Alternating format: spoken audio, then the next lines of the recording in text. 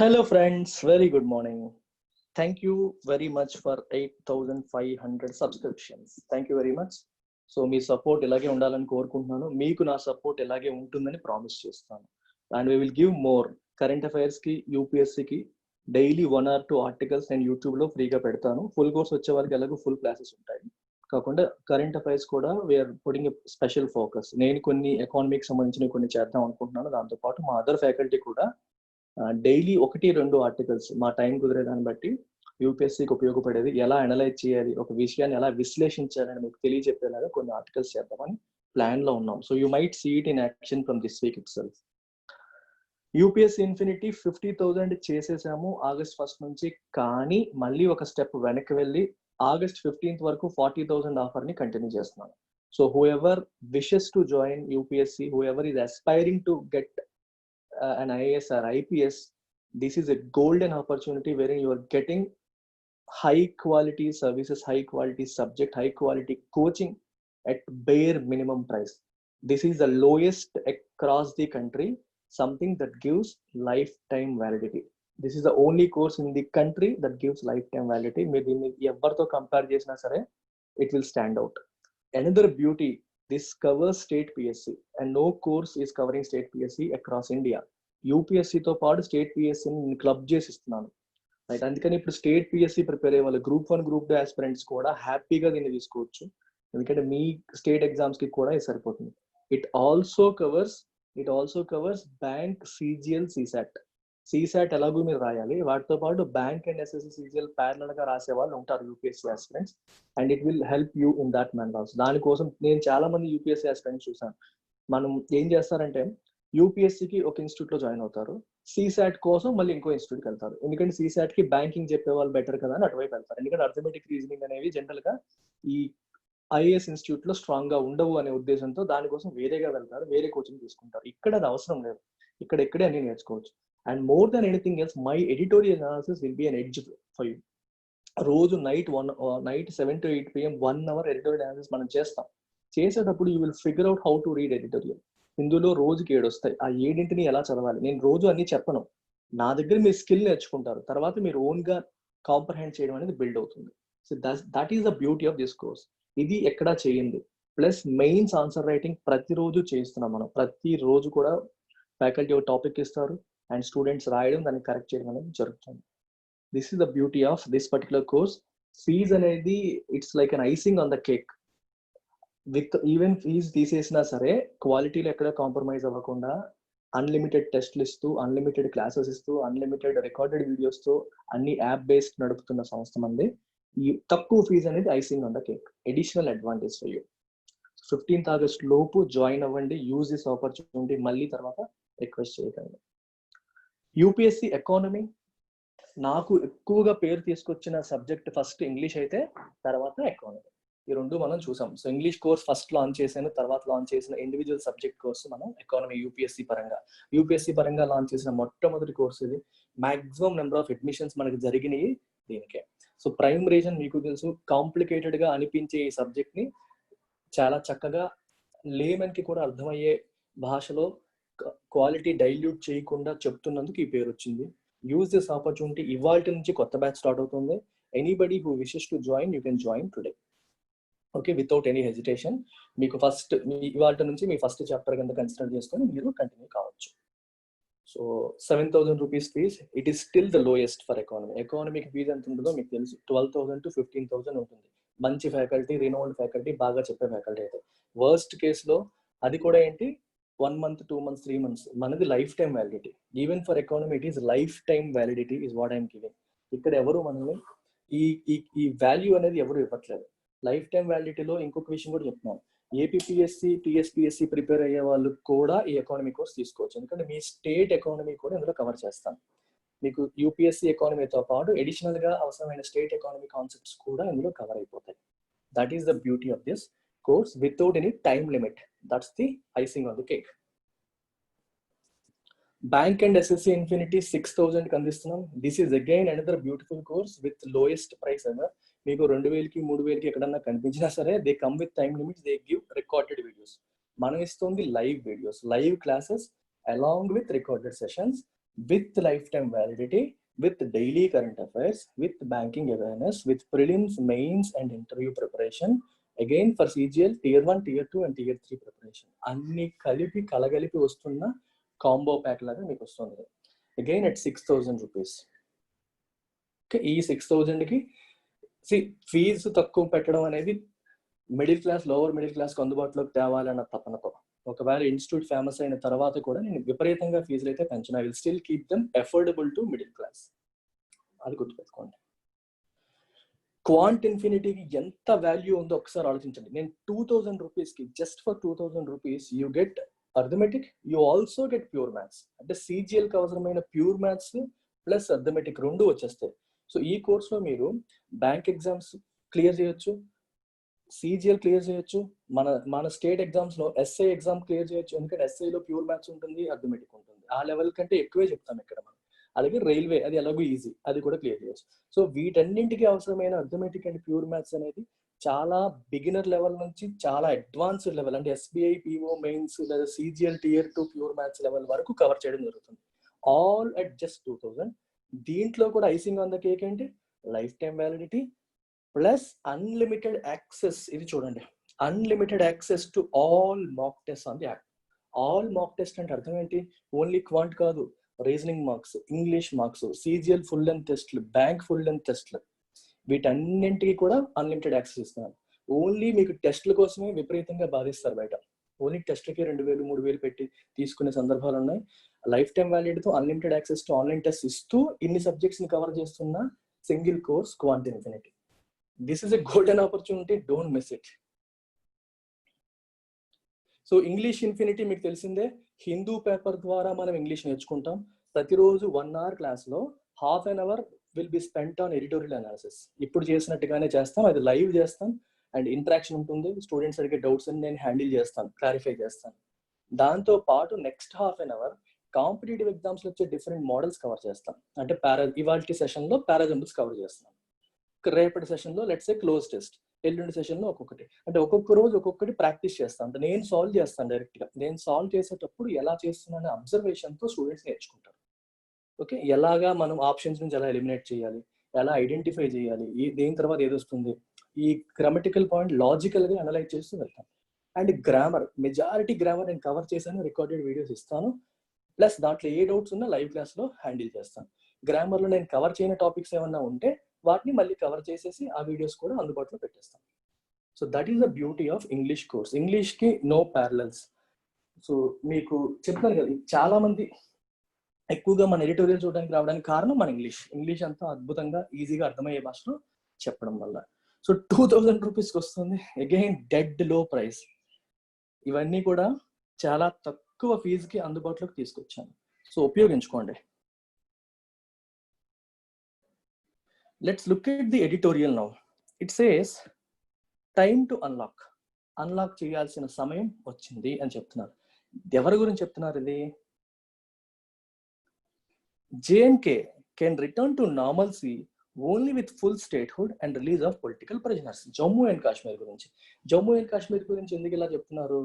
Article 370 abrogation తర్వాత అక్కడ చాలా వరకు నార్మల్ సిచ్యువేషన్స్ లేవు. ఎందుకంటే హై స్పీడ్ ఇంటర్నెట్ మీద బ్యాన్ ఉంది, చాలా మంది పొలిటికల్ లీడర్స్ ని డిటైన్ చేసేసారు, వాళ్ళకి ఫుల్ స్టేట్ హుడ్ ఇవ్వలేదు, యూనియన్ టెరిటరీస్ కింద డివైడ్ చేశారు, తర్వాత స్టేట్ హుడ్ ఇస్తామని చెప్పి ప్రామిస్ చేశారు, మళ్ళీ అది చేయలేదు ఇంకా. సో అది నార్మల్ చేయాల్సిన టైం వచ్చింది, అన్లాక్ చేయాలి, అప్పుడు రెస్ట్రిక్షన్స్ అన్నిటిని ఎత్తివేయాలి అనే మాట వస్తుంది ఇప్పుడు. At least 2 dozen politicians in Jammu and Kashmir remain in detention, some unnotified, a year after it was deprived of its statehood and special constitutional status on August 5, 2019. చూడండి, ఇక్కడ డిటెన్షన్ అంటే అర్థం ఏంటి? చాలా ఇంపార్టెంట్ వర్డ్ ఇది. డిటైన్, DETAIN, డిటైన్ అనేది verb, detention అనేది noun. Detain అంటే మీనింగ్ ఏంటంటే to keep someone forcefully in one place. అర్థమవుతుందా? ఒక ప్లేస్ లో కదలకుండా ఉంచడం అంటే ఇంట్లో కానీ, అది జైల్లోనే అవ్వక్కర్లా. డిటెన్షన్ కి అరెస్ట్ కి అదే difference. When you arrest someone you will take him to police కస్టడీలోకి తీసుకుంటాం. డిటెన్షన్ చేసినప్పుడు వాళ్ళు ఉన్న ప్లేస్ నుంచి కదలకుండా వాళ్ళు ఆపేసిన డిటెన్షన్. ఎయిర్పోర్ట్ లో మీకు బెస్ట్ ఎగ్జాంపుల్ చెప్తాను. ఎయిర్పోర్ట్ లో ఇఫ్ సమ్వన్ ఒక అనుమానాస్పదంగా కనిపించారు అనుకోండి, ఏదో తీవ్రవాద అయ్యి ఉండొచ్చు లేదా స్మగ్లింగ్ చేస్తున్నాడని అనుమానం వచ్చింది అనుకోండి, అప్పుడు ఏం చేస్తారు? ఫస్ట్ అతను డిటైన్ చేస్తారు, వెంటనే అరెస్ట్ చేసేయరు. డిటైన్ చేస్తారంటే they will keep him at a place. అతన్ని క్వశ్చనింగ్ చేస్తారు, అతని మీద అనుమానాలు నివృత్తి అయ్యేంత వరకు కదలకుండా ఒక చోట ఉంచుతారు. అంటే ఒక రూమ్ లో కానీ, ఒక బిల్డింగ్ లో కానీ, ఒక ఇంట్లో కానీ ఉంచుతారు, ఆఫీస్ లో కానీ. ఎయిర్పోర్ట్ అయితే డౌట్స్ క్లియర్ అయిపోతే రిలీజ్ చేస్తారు, లేకపోతే అలా డిటెన్షన్ లో ఉంటాడు. అని డిటెన్షన్ అంటాం. అరెస్ట్ అనేసరికి మీ డైరెక్ట్ గా పోలీస్ కస్టడీలోకి తీసుకోవడం మీకు కొంచెం అది చిన్న ఈ స్లైట్ డిఫరెన్స్ ఉంటుంది డిటెన్షన్ కి అరెస్ట్ కి. ఇప్పుడు ఇట్స్ లైక్ హౌస్ అరెస్ట్ అనమాట. ఇక్కడ పొలిటీషియన్స్ డిటెన్షన్ లో ఉంచారంటే అర్థం ఏంటి? ఇంటి నుంచి బయటకు వెళ్ళకండి, ఇంట్లోనే ఉండండి. పోలీస్ లాకప్ లో పెట్టక్కర్లా, ఇంట్లోనే ఉండాలి, కానీ కదలకూడదు, ఇంట్లోనే ఉండాలి. అంటే it's restriction on their freedom of movement. Freedom of movement లేకుండా చేయడాన్ని మనం డిటెన్షన్ మీద తీసుకోవచ్చు. అఫీషియల్ గా ప్రభుత్వమే చేస్తుంది. సో అట్లీస్ట్ 2 డజన్ అంటే 24 మంది పొలిటీషియన్స్ డిటెన్షన్ లోనే ఉన్నారు. ఈ 2 కామాల మధ్యలో వదిలేదు ఎప్పుడు కూడా, తర్వాత చదువుకోండి. A year after it was deprived of its statehood and special constitutional status on August 5, 2019. August 5, 2019 రోజున వాళ్ళకి ఇది జరిగింది. ఈ స్టేట్ హుడ్ అనేది డిప్రైవ్ చేస్తారు. డిప్రైవ్ అంటే to take something away from, ఒక వాళ్ళ దగ్గర ఉన్నది ఒకటి లాగేసుకోవడానికి మనం డిప్రైవ్ అంటాం. డిప్రైవ్ తీసేసుకోవడం, లాగేసుకోవడం, ఉన్నదాన్ని కోల్పోవడం, డిప్రైవేషన్ అంటాం. డిప్రైవ్. సో ఏది పోయింది? It was deprived. ఏది పోయింది? State hood, state status. Jammu Kashmir ఒక స్టేట్ గా ఉండేది, ఆ స్టేటస్ కోల్పోయింది. మరియు special constitutional status that it enjoyed. Jammu Kashmir కి స్పెషల్ వేరే రాజ్యాంగం ఉండేది. భారత రాజ్యాంగం అనేది కంప్లీట్ గా జమ్మూ కాశ్మీర్ కి అప్లికబుల్ కాదు. They had their own constitution. ఈ స్టేటస్ ఏదైతే ఉండిందో అది కోల్పోయింది. అది జరిగి 1 year అయిపోయింది. ఇప్పుడు last week people's democratic party president and former chief minister Mehbooba Mufti's detention was formally extended by another 3 months under the JNK Public Safety Act, but several others remain restrained within their homes in Kashmir, which is now a union territory under the rule of Delhi. So last week ఏం జరిగింది? PDP president and former chief minister Mehbooba Mufti యొక్క detention ఇంకొక 3 నెలలు extend చేశారు. Almost చాలా కాలం అయిపోయింది, 1 year అయిపోతుంది, ఇంకా 3 నెలలు ఎక్స్టెండ్ చేశారు. ఇంకా under the J&K public safety act. ఇది ఎందుకు పబ్లిక్ సేఫ్టీ యాక్ట్ ఎందుకు వచ్చింది? దీంట్లో ఎందుకు ఇలా చేశారంటే ఆర్టికల్ 370 రద్దు చేసిన తర్వాత జనరల్ గా అది కాశ్మీరీస్ కి దాన్ని అపోజ్ చేస్తారు. వాళ్ళకున్న స్పెషల్ స్టేటస్ అనేది తీసేయడం జరిగింది కాబట్టి they have this tendency of opposing it. Oppose చేస్తారు కాబట్టి అల్లర్లు జరగకుండా శాంతి భద్రతల నేపథ్యంలో ఇలా చాలా మంది డిటెన్షన్ చేశారు. ఏ చట్టం కింద? Jammu and Kashmir public safety act కింద వాన్ని చేయడం అనేది జరిగింది. కానీ several others remain restrained with in their homes in Kashmir. కానీ చాలా మంది కాశ్మీర్ లో రిస్ట్రైన్డ్, ఇంట్లోనే ఉండి రెస్ట్రిక్ట్ చేయబడుతున్నారు. ఓకే, సో ఇతని యొక్క డిటెన్షన్ ని ఎక్స్టెండ్ చేశారు. ఇంకా చాలా మంది ఇంట్లోనే రెస్ట్రిక్ట్ చేయబడుతున్నారు, which is now union territory and the rule of Delhi. Delhi పరిపాలనలో ఉంది. సెంట్రల్ గవర్నమెంట్ పరిపాలన, యూనియన్ టెరిటరీ అయిపోయింది కదా జమ్మూ అండ్ కాశ్మీర్ ఇప్పుడు. సో ఆ పరిపాలనలో ఇప్పుడు ఉంది అని అర్థం. అలా మారింది situation. Last week again, the administration flat out denied before the Supreme Court that the former Union Minister and Congress leader Saifuddin Soz was under detention, though he has been restrained from moving and speaking freely. Supreme court ముందు last week కూడా ఏం జరిగిందంటే administration, మన government administration అంటే flat out denied without any hesitation, మొహమాటం లేకుండా ఏమీ లేకుండా డైరెక్ట్ గా డినై చేసేసింది. ఒప్పుకోలేదు. ఏంటి ఒప్పుకోలేదు? బిఫోర్ ద సుప్రీం కోర్టు ముందు that former union minister and Congress leader Saifuddin Soz అనే వ్యక్తి ఒకప్పుడు యూనియన్ మినిస్టర్ గా చేశాడు, కాంగ్రెస్ లీడర్ ఆయన డిటెన్షన్ లో ఉన్నాడు అనే విషయాన్ని ఒప్పుకోలేదు. ఆయన డిటెన్షన్ లో ఉన్నాడు అని ఒప్పుకోకుండా, అంటే ఆయన డిటెన్షన్ లో లేడు, మేము ఆయన డిటైన్ చేయలేదు అని చెప్పి చెప్తుంది government. Though he has been restrained from moving and speaking freely. కానీ అతన్ని నడవడానికి, ఎక్కువగా ప్లేసెస్ తిరగడానికి కానీ మాట్లాడడానికి ఫ్రీడమ్ లేదు. మాట్లాడడానికి ఫ్రీడమ్ లేదు, తిరగడానికి ఫ్రీడమ్ లేదు, డిటెన్షన్ లో ఉన్నట్టే కదా అని పాయింట్ ఇక్కడ. అయినా సరే మేము అతను డిటెన్షన్ లో పెట్టలేదు అని చెప్పి ప్రభుత్వం అడ్మినిస్ట్రేషన్ చెప్తుంది. సుప్రీం కోర్టు ముందు డైరెక్ట్ గా చెప్పేసింది. డిటెన్షన్ లో ఉన్నాడు అనే విషయాన్ని డినై చేశారు అంటే ఒప్పుకోలేదు అని అర్థం. He was allowed to visit his ailing sister, but denied a meeting with his daughter by the police on Friday. Ailing అంటే జబ్బుతో బాధపడుతున్న సిస్టర్ ని చూడడానికి ఆయనకి అలౌ చేశారు, కానీ తన కూతురుతో మాట్లాడడానికి, కూతురుతో మీటింగ్ కి డినై చేశారు, ఒప్పుకోలేదు. Denied a meeting with his daughter by the police on Friday. తను కలవడానికి ఒప్పుకోలేదు. neither the Jammu and Kashmir government nor the center has released a list or number of leaders who were detained last year. Last year ఎంతమంది detain చేశారు అనే విషయాన్ని Jammu and Kashmir government కానీ central government కానీ ఇప్పటి వరకు రిలీజ్ చేయలేదు. Right, at least 16 National Conference and 8 PDP leaders are under house arrest according to these parties. ఆ పార్టీస్ ఏం చెప్తున్నాయి? అట్లీస్ట్ 8 మంది PDP లీడర్స్, 16 మంది నేషనల్ కాన్ఫరెన్స్ పార్టీకి చెందిన లీడర్స్ హౌస్ అరెస్ట్ లో ఉన్నారని వాళ్ళు చెప్తున్నారు. ఎంతమంది ఉన్నారు, ఎంతమంది లిస్ట్ ఏంటి అనేది ప్రభుత్వం ఇప్పటి వరకు ఇవ్వలేదు. Former IAS officer and chief of the Jammu and Kashmir People's Movement Shah Faisal and Awami Ittihad Party leader Engineer Rashid are in detention too. Okay, Jammu and Kashmir People's Movement chief former IAS officer ఈయన Shah Fazal and Awami ఇత్తెహాద్, వీళ్ళిద్దరు వేరు వేరు వ్యక్తులు. Right, వాళ్ళిద్దరు కూడా are in detention two. ఇక్కడ grammar చెప్తాను చూడండి. ఇక్కడ ఆర్టికల్ ఏమీ లేదు, ద ఫార్మర్ అని పెట్టలేదు. Former IAS officer and chief of the Jammu and Kashmir people's movement. So వీళ్ళిద్దరు, ఇతను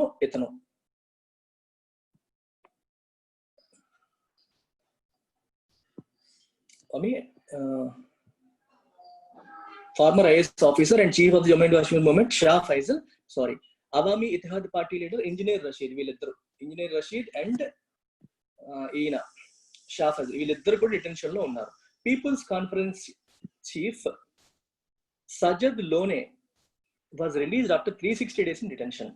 ఈయన్ని 360 రోజులు డిటెన్షన్ నుంచి తర్వాత రిలీజ్ చేశారు. లాస్ట్ వీక్ రిలీజ్ చేశారు. 2 former chief ministers Farooq Abdullah and Omar Abdullah were released in March. వీళ్ళిద్దరిని మార్చ్ లో రిలీజ్ చేశారు. సో అందుకని ఇన్ని రెస్ట్రిక్షన్స్ ఉన్నాయి వాళ్ళపైన, దాన్ని అన్లాక్ చేయాలి, రెస్ట్రిక్షన్స్ రిలీజ్ చేయాలని చెప్పి ఇంటర్వ్యూ చెప్తుంది. The 2019 move of the Bharatiya Janata Party government at the center went beyond the strident Hindutva position against the special status of J&K by reorganizing it as 2 union territories. So very important statement. 2019 move ante action of the Bharatiya Janata Party BJP government at the center government lo chesina ee government went beyond the strident Hindutva position against the special status of J&K by reorganizing it as 2 union territories. Strident అంటే అర్థం ఏంటి? What is the meaning of strident here? So strident ని మనం 2 రకాలుగా అర్థం చేసుకోవచ్చు. ఒకటి ఏంటంటే లౌడ్, హార్ష్ అనే సెన్స్ లో ఒకటి వస్తుంది. ఇంకొకటి ఏంటంటే మన పాయింట్ ఆఫ్ వ్యూ ని ఎక్సెసివ్ గా, ఫోర్స్ఫుల్ గా అయినా సరే ప్రజెంట్ చేయడం. అంటే మనం ఏదైతే నమ్ముతున్నామో, బీజేపీ ఏం నమ్ముతుంది? హిందుత్వాన్ని. హిందుత్వ అంటే మీనింగ్ ఏంటి? హిందూ హెజిమోనీ కోరుకోవడం, అంటే హిందువుల రాజ్యం కావాలనుకోవడం. మెజారిటీ ఎవరైతే ఉన్నారో, మన హిందువులు ఉన్నారు హిందూ దేశంలో, మన భారతదేశంలో. సో మన పవర్ ఉండాలి, మనం అధికారంలో ఉండాలి, లేదా మనకి ఎక్కువ ఉండాలి అనుకునే ఈ తత్వాన్ని మనం హిందుత్వం అంటాం. అర్థమవుతుంది? హిందూ నేషనలిజం. ఓకే, ఇది హిందూ దేశం ఈ రకంగా ఉండాలని కోరుకోవడం హిందుత్వం అంటాం.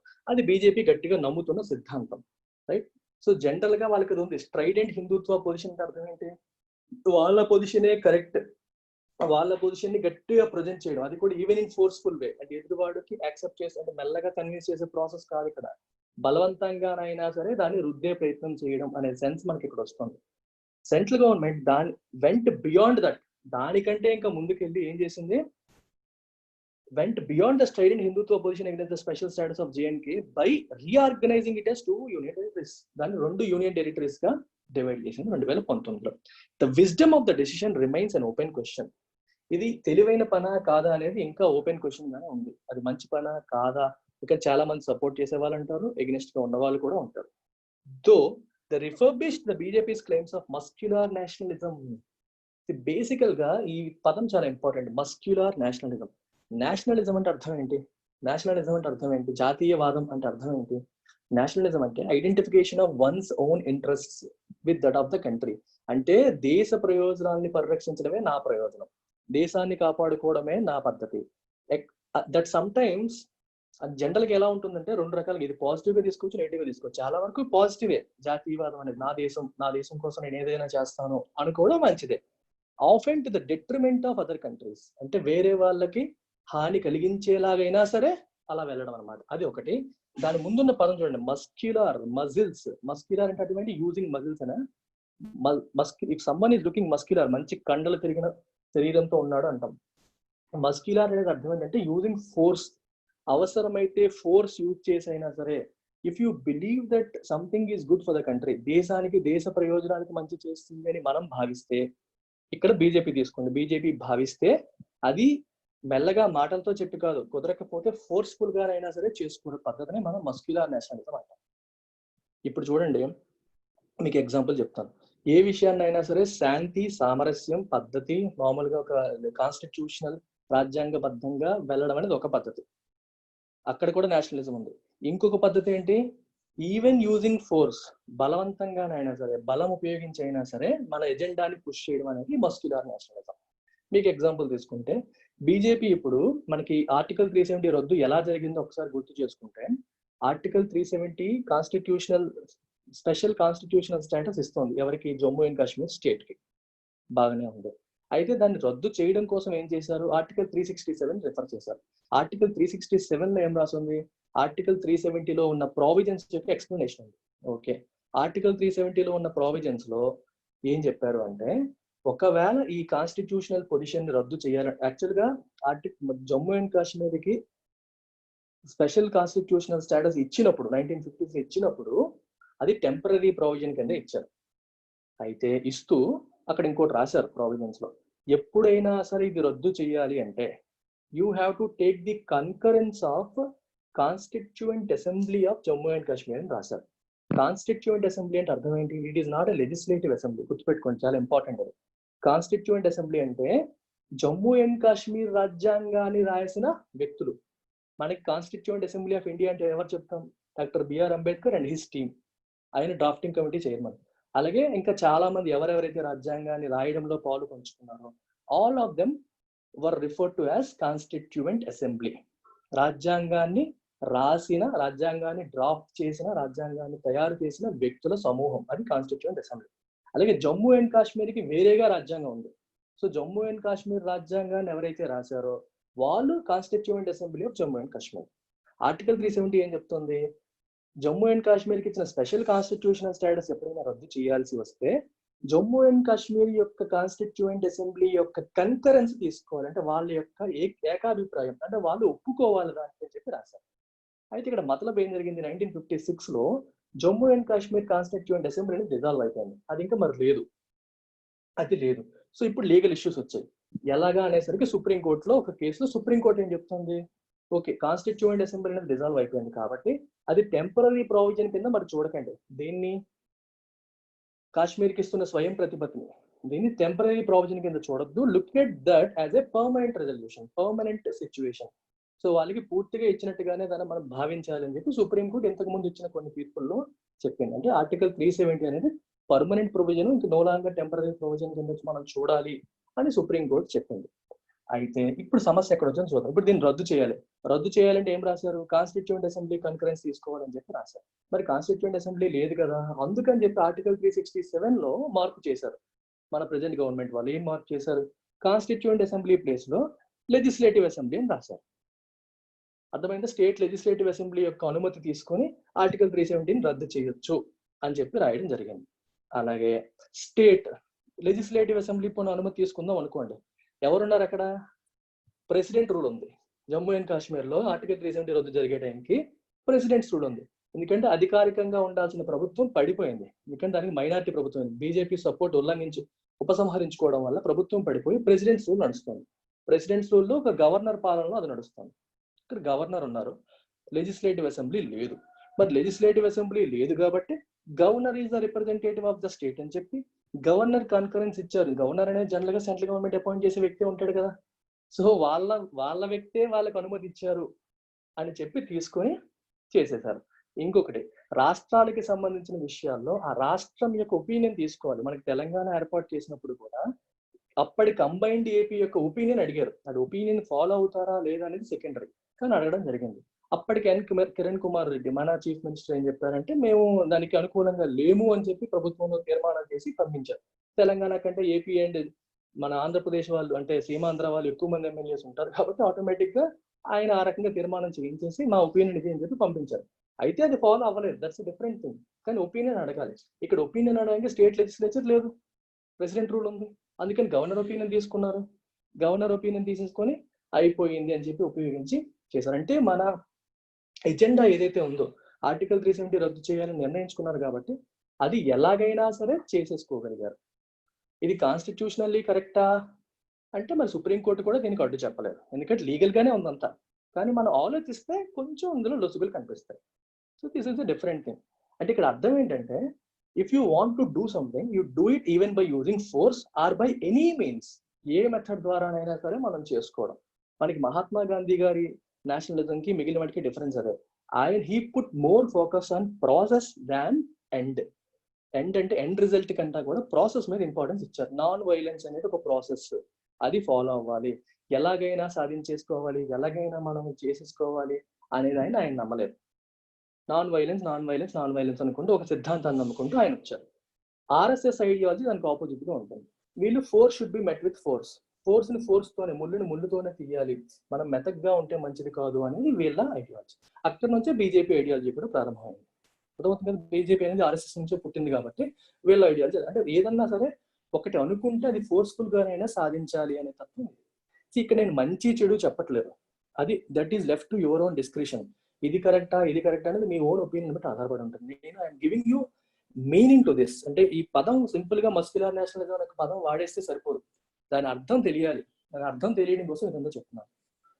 ఓకే, మన దేశ ప్రయోజనాన్ని కాపాడాలి అని ఆ ప్రభుత్వం భావిస్తే వాళ్ళ ఐడియాలజీలో in their point of view something is good for the country. For example in their point of view revoking article 370 is good for the entire country అన్నప్పుడు అది ఎలాగైనా చేసేసుకోవడం, దట్ ఈస్ మస్క్యులర్ నేషనలిజం. అర్థమైందా? అంటే అందరు ఒపీనియన్స్ తీసుకొని అందరికీ మెల్లగా నచ్చజెప్పి ఒప్పించి అలా కాదు. మస్క్యులర్ నేషనలిజం అది ఉండదు. End is more important than means. Means అంటే ఎంచుకున్న మార్గం కన్నా కూడా పని జరిగిందా లేదా అనేది ఎక్కువ ఇంపార్టెంట్. ఆ మోడ్ లో ప్రభుత్వం వెళ్ళింది. ఇక్కడ రిఫర్బిష్డ్ అంటే మళ్ళీ renovated, redecorated. BJP's claims of muscular nationalism. ఇక్కడ క్లెయిమ్స్ అంటే బీజేపీకి ఉన్న ఎంటైటిల్మెంట్ లాగా, హక్కు లాగా తీసుకోవచ్చు. మొదటి నుంచి వాళ్ళు అదే ఫాలో అవుతూ వచ్చారు కాబట్టి. Right. The dubious legislative route that the center took and the communication restrictions on the population that followed cast a shadow on India's standing as a constitutional democracy. చాలా important. Dubious అంటే something that is doubtful. అంటే మనకి something that is not good, something that is not clear, something that is not genuine. Dubious గా ఉంది అంటాం. ఇప్పుడు మీకు ఎప్పుడే చెప్తాను, ఏ రకమైన రూట్ తీసుకుంది ఇది చేయడం కోసం, ఈ ఆర్టికల్ 370 రద్దు చేయడం కోసం ప్రభుత్వం ఏం తీసుకుంది, ఏ రకంగా తీసుకుంది? గవర్నర్, వీళ్ళు అపాయింట్ చేసిన గవర్నర్ ఒపీనియన్ తీసేసుకుని ప్రెసిడెంట్ రూల్లో ఉన్నప్పుడు దాన్ని రద్దు చేసేసింది. అంటే అక్కడ జమ్మూ అండ్ కాశ్మీర్ ప్రజల ఒపీనియన్ ని తీసుకోలేదు అని అర్థం. ఎథికల్ గా ఆలోచిస్తే వాళ్ళ ఒపీనియన్ తీసుకోవాలి కదా, వాళ్ళ స్టేట్ కి సంబంధించి తీసేసేటప్పుడు వాళ్ళకి చెప్పాలి. తీసేయడం వల్ల వాళ్ళకి వచ్చే బెనిఫిట్స్ ఏంటి, మొత్తం రాజ్యాంగం, భారత రాజ్యాంగం దానికి అప్లికబుల్ ఉన్నప్పుడు దానికి ఏ రకంగా మంచి జరుగుతుందని చెప్పాలి. చెప్పలేదు. చెప్పకుండా వీళ్ళ ద్వారా అపాయింట్ చేయబడ్డ గవర్నర్ ఒపీనియన్ ద్వారా చేసేసారు. కాన్స్టిట్యూంట్ అసెంబ్లీ ప్లేస్ లో లెజిస్లేటివ్ అసెంబ్లీ అని చెప్పి మార్చారు. అందుకే ఇది dubious, something that is not to be trusted upon, suspect అనే మీనింగ్ తీసుకోవచ్చు. అయితే ఇది లీగల్ గా చెల్లుతుందంటే చెల్లింది, కానీ కరెక్టా అంటే దట్స్ డిఫరెంట్ థింగ్. ఇంటర్ప్రిటేషన్స్ మారిపోతాయి. సో ఈ రూట్ ఏదైతే తీసుకుందో that centre to can the communication restrictions, తర్వాత ప్రజల భావ స్వేచ్ఛ మీద రెస్ట్రిక్షన్స్ వచ్చాయి. టెలిఫోన్ నెట్వర్క్ ఆపేశారు, సిగ్నల్స్ చాలా, ఇప్పటికి కూడా హై స్పీడ్ బ్యాండ్విడ్త్ రావట్లేదు. 2G ఒకటే వస్తుంది, 4G రావట్లేదు. మన దేశం అంతా 4G ఎంజాయ్ చేస్తున్నా ఈ 2G మీద ఆధారపడడం వల్ల అక్కడ ప్రజల ఎడ్యుకేషన్ కానీ, వాళ్ళ ఎంప్లాయ్మెంట్ కానీ, ఎన్నో ఉద్యోగాలు ఎంతో మందికి కోల్పోయారు.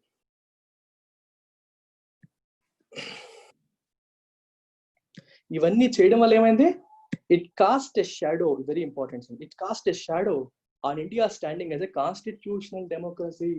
రాజ్యాంగబద్ధంగా ఏర్పాటు చేయబడ్డ ప్రజాస్వామ్య ప్రభుత్వం అని ఇండియాకున్న పేరు పైన ఒక మచ్చలాగా, కాస్ట్ ఎ షాడో అంటే something that spoils your good reputation. భారతదేశానికి ప్రపంచవ్యాప్తంగా ఉన్న ఈ మంచి పేరుని పాడు చేసింది.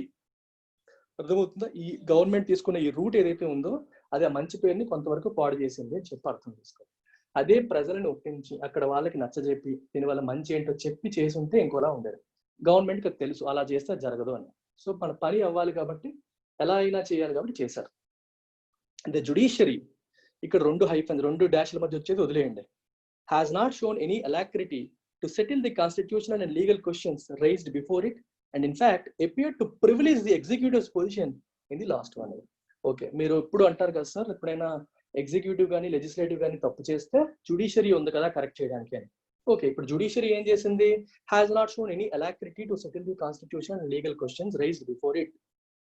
రాజ్యాంగబద్ధంగా మరియు లీగల్ గా ఉన్న క్వశ్చన్స్ ని సెటిల్ చేయడానికి జుడిషియరీ అనేది ఎటువంటి అలాక్రిటీ చూపించింది. అలాక్రిటీ అంటే చీర్ఫుల్ రెడీనెస్, అంటే ఇంట్రెస్ట్ చూపించలేదు. Cheerful readiness. నేను ఎప్పుడు ఎగ్జాంపుల్ చెప్తాను మా స్టూడెంట్స్ కి. చిన్నపిల్లలకి ఆడుకుందామా అంటే సార్ రెడీ సార్ అని చెప్పి పరిగెట్టుకుంటూ వస్తారు. August 15 అనేసరికి చాలా మంది ఎంజాయ్ చేసేందుకు ఆటల పోటీలు జరుగుతాయి. దానికి 1 week 10 days ముందు నుంచి చదవక్కర్లేదు, రోజు ఆడుకోవచ్చు. సో ఎప్పుడు స్కూల్కి రానడు కూడా వస్తాడు. They will show that alacrity, cheerful readiness. రోజు కూర్చొని స్టడీ అవర్స్ పెట్టారనుకోండి, you will see the opposite happening. It is reluctance, not showing interest చూపకపోవడం. అలాక్రిటీ, రిలక్టెన్స్ గుర్తుపెట్టుకోండి 2 కూడా. Okay, has not shown any alacrity to settle the constitutional and legal questions raised before it and in fact appeared to privilege the executive's position in the last 1 year. Executive ante prabhutva yantrangam, 3 organs: executive, legislative and judiciary. Executive తీసుకునే నిర్ణయాన్ని వాళ్ళ యొక్క stand నే privilege, దానికి favourable గానే act చేసింది ఏది? Judiciary కూడా. ఇక్కడ జుడిషియరీ అంటే ఎవరు? Jammu and Kashmir high court and supreme court కూడా. ఈ 2 కూడా వాళ్ళకి ఫేవరబుల్ గానే పనిచేశాయి. ఒక రకంగా వాళ్ళకి ఎపియర్ టు అన్నాడు, అందుకే పని చేశాయి అని అనకుండా పని అలా వాళ్ళకి ఫేవరబుల్ గా ఉన్నట్టుగా కనిపించింది అంటున్నారు. Some scholars have linked the continuing Chinese aggression in Ladakh to the change in Jammu and Kashmir's status. Jammu and Kashmir status ని మార్చడం వల్లే చైనా కూడా ఇలా బిహేవ్ చేసిందేమో అని కొంతమంది స్కాలర్స్ అంటున్నారు. సో రెగ్యులర్ గా ఉన్న స్టేటస్ ని మార్చేసి ఇప్పుడు కంప్లీట్ గా దాన్ని భారతదేశ ప్రభుత్వం అధీనంలోకి తీసుకురావడం అనేది కూడా చైనాకి కోపం రావడానికి, చైనా అక్కడ అగ్రెసివ్ గా బిహేవ్ చేయడానికి కారణం అయి ఉండొచ్చు అని కొంతమంది స్కాలర్స్ అంటున్నారు. The spirit of Indian federalism has been weakened. ఇది చాలా ఇంపార్టెంట్. ఫెడరలిజం అనే పదం చాలా చాలా చాలా ఇంపార్టెంట్ పాలిటీలో. Whenever you see the word federal, it means division of powers between the centre and states. దేశానికి అంటే కేంద్ర ప్రభుత్వానికి మరియు రాష్ట్ర ప్రభుత్వానికి మధ్యలో పవర్స్ డిస్ట్రిబ్యూట్ చేయడానికి మనం ఫెడరలిజం అంటాం, ఫెడరల్ గవర్నమెంట్ అంటాం. India is a federal government. State governments have their own powers, central government has its own powers. అయితే ఇప్పుడు the way it has been abrogated, article 370 ఏ రకంగా అబ్రోగేట్ చేయబడింది అండ్ తర్వాత తదనంతర పరిణామాలు మనం అబ్జర్వ్ చేస్తే స్టేట్ గవర్నమెంట్ యొక్క పవర్ కంప్లీట్ గా వీకెన్ చేసేసారు. ఎటువంటి పవరు లేకుండా చేసేసి యూనియన్ టెరిటరీస్ గా వాటిని మార్చేసి సెంట్రల్ గవర్నమెంట్ చే ఏర్పాటు చేయబడ్డ గవర్నర్ కన్కరెన్స్ తో స్టేట్ కున్న స్పెషల్ స్టేట్ హుడ్ ని రద్దు చేసేసి మళ్ళీ ఇస్తాము అని చెప్పారు. మళ్ళీ స్టేట్ హుడ్ ఇస్తాం, ఫుల్ స్టేట్ హుడ్ రెస్టోర్ చేస్తామని చెప్పారు. చెప్పి 1 year అయిపోయింది, ఇంకా ఇవ్వలేదు. పూర్తి రాష్ట్ర స్థాయి హోదా ఇవ్వలేదు. అది ఇంకా యూనియన్ టెరిటరీస్ అంటే కేంద్ర ప్రభుత్వ పరిపాలనలో నడుస్తున్నాయి. రాష్ట్ర హోదా ఇవ్వాలి, వాళ్ళని వాళ్ళు పరిపాలించుకునే అవకాశం మళ్ళీ ఇవ్వాలి. అంటే సెంట్రల్ గవర్నమెంట్ కిందే ఉంటుంది, ఏపీ ఇండియాలోనే ఉంటుంది, భాగంగా ఉంటుంది. కానీ జమ్మూ అండ్ కాశ్మీర్ అనేది ప్రత్యేక రాష్ట్రంగా ఉండేది, ఇప్పుడు ఆ హోదాని తీసేశారు. అండ్ ఇట్ ఈస్ లైక్ అంటే ఫెడరలిజంకి ఒక దెబ్బే కదా, ఎందుకంటే రాష్ట్రం యొక్క పవర్స్ పోయాయి కదా. ఇప్పుడు ఒక separate state, for example Andhra Pradesh ఉంది, మనకంటూ ఒక స్టేట్ ఉంది కాబట్టి మన లోకల్ ఇష్యూస్, మన ప్రాబ్లమ్స్ చూసుకునే ఒక లోకల్ లీడర్ మనకు ఉంటారు. పూర్తిగా కేంద్ర ప్రభుత్వ పరిపాలనలో మనం ఉన్నాం అనుకోండి, దేశం మొత్తం చూసుకునేటప్పుడు మన గురించి పట్టించుకునే అవకాశం తగ్గిపోవచ్చు. అందుకనే రాష్ట్ర ప్రభుత్వాలు సెంట్రలైజేషన్, డీసెంట్రలైజేషన్ ఉంటుంది. ఇప్పుడు రాష్ట్రంలో కూడా మళ్ళీ లోకల్ ఏరియాస్. ఎందుకు డీసెంట్రలైజేషన్ ఆఫ్ పవర్? ఇంత పెద్ద రాష్ట్రంలో ప్రతి ప్రాంతానికి న్యాయం చేయగలుగుతారా లేదా అనే ఉద్దేశంతోనే local area governments, local government, Panchayati Raj, municipalities వచ్చాయి. వాటికి ఉండాల్సిన పవర్స్ లేకపోవడం వల్ల వ్యవస్థ అనేది ఇంకా సెటిల్ కావట్లేదు. పంచాయతీస్ కి, మున్సిపాలిటీస్ కి పవర్స్ పెరిగే కొద్దీ ఆ ప్రాబ్లమ్స్ కూడా సాల్వ్ అవుతాయి. సో ఇది వస్తుంది అన్నమాట మీకు కంప్లీట్ గా కేంద్ర ప్రభుత్వ పరిపాలన ఉండడానికి, రాష్ట్ర ప్రభుత్వం సెపరేట్ గా ఉండడానికి డిఫరెన్స్ అది. ఇప్పుడు జమ్మూ అండ్ కాశ్మీర్ ప్రజల యొక్క ఆవేదన ఎవరైనా అర్థం చేసుకుంటారా? చేసుకోరు. దేశం అంతా అది మనకి నొప్పి కలిగించదు కాబట్టి మనం దాని గురించి పట్టించుకోం. వాళ్ళ యొక్క ఒపీనియన్ ని, వాళ్ళు ఏం కోరుకుంటున్నారు, వాళ్ళ బాధ ఏంటి అని ఎంతమంది మనం వినగలుగుతున్నాం? వినలేకపోతున్నాం. అందుకనే వాళ్ళకంటూ ఒక రాష్ట్రం మళ్ళీ ఉంటే, కాన్స్టిట్యూషన్ స్టేటస్ ఎలాగూ పోయింది, ఎక్స్ట్రా బెనిఫిట్స్ ఎలాగూ పోయాయి, వాళ్ళ రాష్ట్రం మళ్ళీ వాళ్ళకి ఇస్తే there will be someone from among themselves who will rule the state. అతనే ఒకడు చీఫ్ మినిస్టర్ అవుతాడు, వాళ్ళ బాధలు చూసుకుంటారు అనేది ఇక్కడ point. So statehood restore చేయాలని ఇండైరెక్ట్ గా వస్తున్న మాట. Spirit of Indian federalism has been weakened. Federalism యొక్క స్పిరిట్ నిరసించబడేలా చేశారు. Has been weakened passive voice. Mainstream politics in JNK has become impossible with leaders in detention and those released reportedly undertaking to stay away from any public discussion on Jammu and Kashmir's future. Politics ఎక్కడ జరుగుతాయి, అక్కడ రాజకీయాలు అనేవి పూర్తిగా స్తబ్దతతో ఉండిపోవాల్సిన పరిస్థితి. ఎందుకంటే main leaders అందరినీ కూడా డిటెన్షన్ లో పెట్టేశారు. ఒకవేళ కొంతమందిని ఎవరైనా రిలీజ్ చేసినా సరే వాళ్ళకి ఏం చెప్పారు, you have to stay away from discussion, public discussion on Jammu and Kashmir futures. Jammu and Kashmir యొక్క భవిష్యత్ గురించి పబ్లిక్ లో డిబేట్లు పెట్టడం కానీ పబ్లిక్ తో డిస్కస్ చేయడం కానీ చెయ్యకూడదు అని అండర్టేకింగ్ తీసుకొని వాళ్ళు మాటిస్తేనే విడిచిపెట్టారు. సో కాబట్టి వాళ్ళ రాష్ట్ర భవిష్యత్తు గురించి వాళ్ళు ఆలోచించుకునే అవకాశం కూడా అక్కడ లేదు, డిస్కస్ చేసే పరిస్థితి కూడా కనిపించట్లేదు. This is not a sustainable solution if India wants to protect it's global reputation and uphold the faith of its own citizens. This is not a sustainable solution. ఇది నిలబడేది కాదు. సస్టైనబుల్ అంటే it something that will sustain, that will continue. ఇప్పుడు ఏదైతే పరిస్థితి ఉందో అక్కడ leaders అందరినీ డిటెన్షన్ లో పెట్టి వాళ్ళతో మాట్లాడనివ్వకుండా ఉంచడం అనేది సస్టైనబుల్ కాదు. ఇలాగే ఎంతో కాలం మనం ఉంచలేము, కంటిన్యూ చేయలేము, రైట్? ఎప్పుడు కాదు, if India wants to protect it's global reputation, దేశానికి ప్రపంచవ్యాప్తంగా ఉన్న పేరు, మర్యాద, గౌరవాన్ని కాపాడుకోవాలి అనుకుంటే, డెమోక్రసీ అంటే అర్థం ఏంటి? ఎంతసేపు కూడా మనం సెల్ఫ్ రూల్ అనేస్తాం. ప్రజల రూల్, ప్రజల చేత పరిపాలించబడడం. డెమోస్ అండ్ క్రెటోస్ అని తీసుకొని, సో ప్రజల చేత, క్రెటోస్ అంటే రూల్, పీపుల్స్ రూల్ అని చెప్పి సింపుల్ గా తేల్చేస్తాం. డెమోక్రసీకి మెయిన్ పిల్లర్ ఏంటి? లిబర్టీ. ఒక ప్రజాస్వామ్యం నిలబడాలి అంటే అక్కడ ప్రజలకు ఉండాల్సింది లిబర్టీ. లిబర్టీ అంటే అర్థం ఏంటి? మన ప్రియాంబుల్లో చెప్తారు, liberty of thought, expression, faith, belief and worship. Indian constitution seeks to give its people ఏమిస్తుంది? లిబర్టీ ఆఫ్ థాట్, ఆలోచన స్వేచ్ఛ, ఎక్స్ప్రెషన్, భావ వ్యక్తీకరణ స్వేచ్ఛ, ఫెయిత్, బిలీఫ్ అండ్ వర్షిప్. మన వర్షిప్ కానీ, ఫెయిత్ కానీ, బిలీఫ్ అన్నింటికి సంబంధించిన లిబర్టీ ఉంది.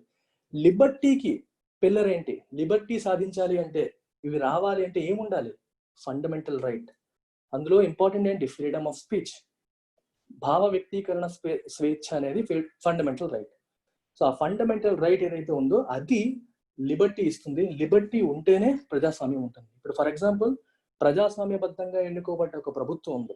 ప్రభుత్వం యొక్క చర్యలు ప్రజా వ్యతిరేకంగా ఉన్నాయి అనుకుందాం, కానీ ప్రజలకి దాన్ని వ్యతిరేకించే స్వేచ్ఛ లేదనుకోండి, అప్పుడు అది రాచరికం అవుతుందా, ప్రజాస్వామ్యం అవుతుందా? ప్రజాస్వామ్యంలో ప్రభుత్వం తప్పు చేసినప్పుడు వ్యతిరేకించే స్వేచ్ఛ ప్రజలకు ఉండాలి, దాని గురించి మాట్లాడే స్వేచ్ఛ ఉండాలి, భావ వ్యక్తీకరణ స్వేచ్ఛ ఉండాలి, పత్రికలు ప్రభుత్వాన్ని ప్రశ్నించే పరిస్థితి ఉండాలి.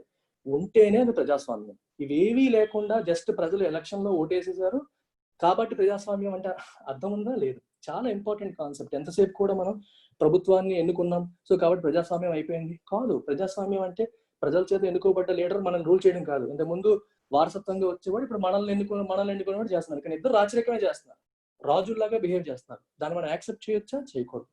అది కాన్స్టిట్యూషనల్ డెమోక్రసీ కాదు. మన రాజ్యాంగం కోరుకున్న ప్రజాస్వామ్యం అయితే అది కాదు. ప్రజలకి హక్కు ఉండాలి, ప్రజలకి హక్కులు ఉండాలి అనేది రాజ్యాంగం కోరుకుంది. అందుకే if India wants to protect it's global reputation and uphold the faith of its own citizens, తన ప్రజల యొక్క నమ్మకాన్ని తను అప్హోల్డ్ అంటే సపోర్ట్ అని అర్థం. వాళ్ళ నమ్మకాన్ని సపోర్ట్ చేయాలంటే, దాన్ని నిలబెట్టుకోవాలి అనుకుంటే, ప్రపంచవ్యాప్తంగా భారతదేశానికి ఉన్న ఈ మంచి పేరుని కాపాడుకోవాలి అనుకుంటే, this is not the sustainable solution. ఏంటది? లీడర్స్ అందరినీ డిటైన్ చేయడం, వాళ్ళకి భావ వ్యక్తీకరణ స్వేచ్ఛ లేకుండా చేయడం, మాట్లాడకూడదు, తిరగకూడదు అని చెప్పడం అనేది సస్టైనబుల్ సొల్యూషన్ కాదు. అప్పుడు అది ప్రజాస్వామ్యం అనిపించుకోదు అని అర్థం. There are two steps the center can take to start a conversation with the people of Jammu and Kashmir. Jammu and Kashmir ప్రజలతో కన్వర్జేషన్ స్టార్ట్ చేయడానికి, మాటలు స్టార్ట్ చేయడానికి ప్రభుత్వం 2 స్టెప్స్ తీసుకోవచ్చు. ఒకటి, రిలీజ్ ఆల్ పొలిటికల్ ప్రిజనర్స్. రాజకీయ నాయకులు ఎవరైతే వాళ్ళందరినీ మనం డిటెన్షన్ లో పెట్టామో వాళ్ళందరినీ కూడా రిలీజ్ చేయాలి. రెండవది, రిస్టోర్ ఇట్ స్టేట్హుడ్. దానికి రాష్ట్ర హోదా మళ్ళీ కల్పించాలి. అంటే ఆర్టికల్ 370 ఎలాగూ పోయింది, స్పెషల్ కాన్స్టిట్యూషన్ స్టేటస్ ఎలాగూ పోయింది, అట్లీస్ట్ ఒక రాష్ట్రంగా అది ఉండే హక్కు మళ్ళీ కల్పించాలి. అక్కడ పొలిటికల్ లీడర్స్ అందరినీ కూడా రిలీజ్ చేయాలి అంటున్నారు. These will be wise steps towards healing and progress in Jammu and Kashmir. Jammu and Kashmir లో హీలింగ్ మరియు ప్రోగ్రెస్ అంటే దెబ్బ తగిలింది కదా వాళ్ళకి, దానికి మందులాగా అది మళ్ళీ ఉపశమనం కలగాలి, నార్మల్ అవ్వాలి, ప్లస్ పురోగతి సాధించాలి అంటే ఈ 2 స్టెప్స్ తీసుకోవాలి. ఇవే వైస్ స్టెప్స్, తెలివైన పనులు అని ఇక్కడ కంక్లూడ్ చేస్తున్నారు. సో బేసికల్ గా I will summarise it. So editorial ఏం చెప్తుందంటే 1 year అయిపోయింది జమ్మూ అండ్ కాశ్మీర్ యొక్క ఆర్టికల్ 370 రద్దు చేయడం జరిగి, వాళ్ళకి ఇంకా రెస్ట్రిక్షన్స్ నడుస్తున్నాయి, ఫుల్ స్టేట్ హుడ్ అనేది ఇవ్వలేదు, ఎప్పటికైనా ఇవ్వాలి. రద్దు చేసిన విధానం అనేది మస్క్యులర్ నేషనలిజం రిఫ్లెక్ట్ చేసేలా ఉంది, అంటే బలవంతంగా ఫోర్స్ఫుల్ గా చేశారు, అది వాళ్ళ కన్సెంట్ తో జరగలేదు అనేది ఒక పాయింట్. ఇవి ఎలాగూ జరిగాయి కాబట్టి ఇప్పటికన్నా దేశం యొక్క పేరు ప్రఖ్యాతులు, మనకున్న రెప్యుటేషన్ ప్రపంచవ్యాప్తంగా మనం కాపాడుకోవాలి అనుకుంటే ఎప్పటికైనా వాళ్ళకి స్టేట్ హుడ్ వాళ్ళకి రెస్టోర్ చేయాలి, పొలిటికల్ లీడర్స్ ని, పొలిటికల్ ప్రిజనర్స్ ని ఎవరైతే ఉన్నారో వాళ్ళందరినీ రిలీజ్ చేయాలి, వాళ్ళ హక్కుల్ని కాపాడాలి అనేది దీని యొక్క సారాంశం. I hope you got it.